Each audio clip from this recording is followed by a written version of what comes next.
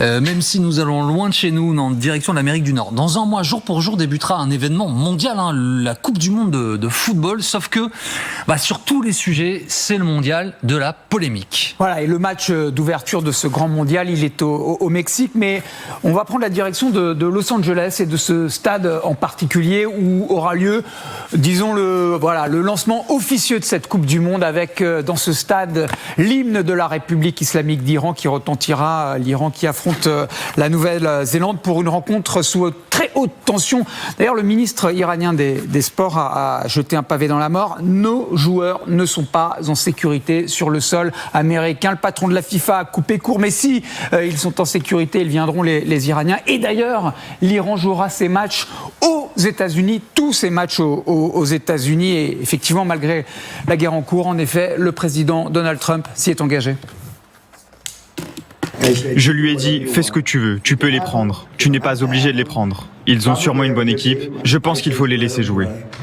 C'est vrai que l'ironie du sort, c'est que l'Iran jouera tous ses matchs aux États-Unis, matchs de poule à la fois à Los Angeles et à Seattle. Double défi pour Téhéran. Comment assurer la sécurité de ses joueurs? Hôtel, stade, transport, aéroport. Je vous laisse imaginer le casse-tête sécuritaire. Et puis ces mêmes joueurs pourraient parfaitement faire défection à l'image des joueuses iraniennes, Coupe d'Asie en Australie. Certaines d'entre elles avaient demandé l'asile politique. Une chose est sûre, c'est que lorsque l'Iran jouera, ça sera à la fois sur et en dehors du terrain.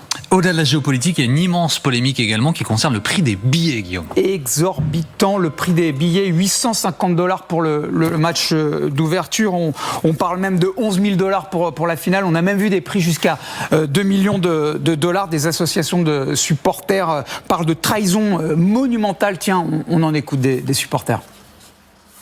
Je pense que c'est un peu hors de portée pour beaucoup de gens qui aimeraient vraiment y aller et assister à un événement aussi formidable. Mais tu sais, le prix est tout simplement exorbitant. Les riches partiront, mais pas les pauvres ni les classes moyennes.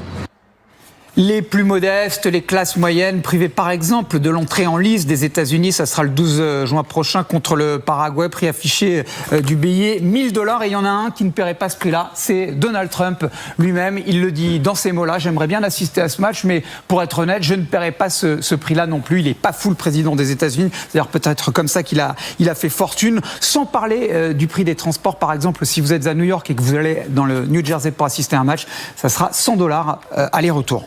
Autre défi, capital pour ce mondial, c'est celui de la sécurité. Des dizaines de millions de touristes sont attendus en Amérique du Nord, à la fois au Canada, aux États-Unis, on l'a dit, et surtout au Mexique, théâtre de flambées régulières de violence, et notamment à Guadalajara, qui va accueillir des matchs. 100 000 membres des forces de l'ordre seront déployés par le Mexique pour assurer la sécurité des matchs des forces de l'ordre. Et puis, vous le voyez sur ces images, des robots chiens de la police, dont le maire de la petite ville de Guadalupe est très très fier, on l'écoute.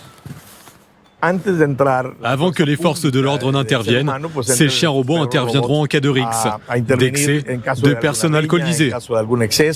Je pense que cela donnera de très bons résultats. Voilà, l'histoire ne nous dit pas si ces robots chiens vont mordre les mollets des supporters.